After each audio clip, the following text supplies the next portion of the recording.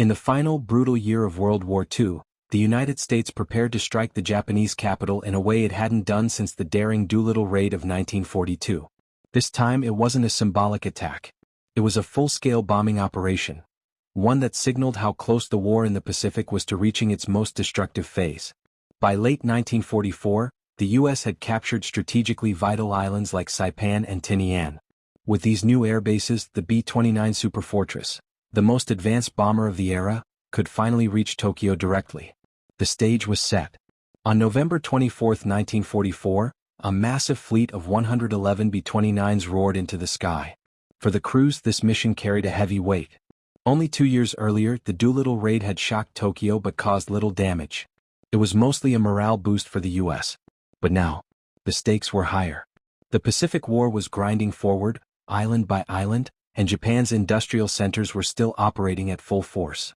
The U.S. wanted to cripple that capacity. As the bombers reached the Japanese mainland, anti-aircraft fire lit up the sky. Tokyo's defenses were fierce. The city, crowded, sprawling, and unprepared for the scale of destruction that modern bombers could unleash, was about to face its most devastating attacks since the war began. The B-29s released their bombs over critical aircraft engine factories in Musashino. Explosions rippled across the complex, sending shockwaves through Tokyo. While the raid caused moderate damage, it marked something more significant: the beginning of an unrelenting strategic bombing campaign. Japan realized that the skies over Tokyo were no longer safe. The raid cost several American aircraft and lives, but the message was unmistakable.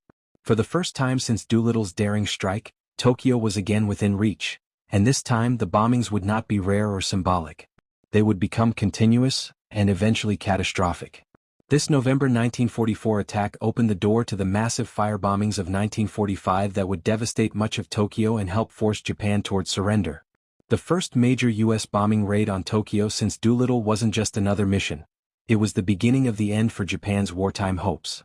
History remembers this raid as a turning point, where technology, strategy, and the brutal reality of modern war collided over one of the world's largest cities.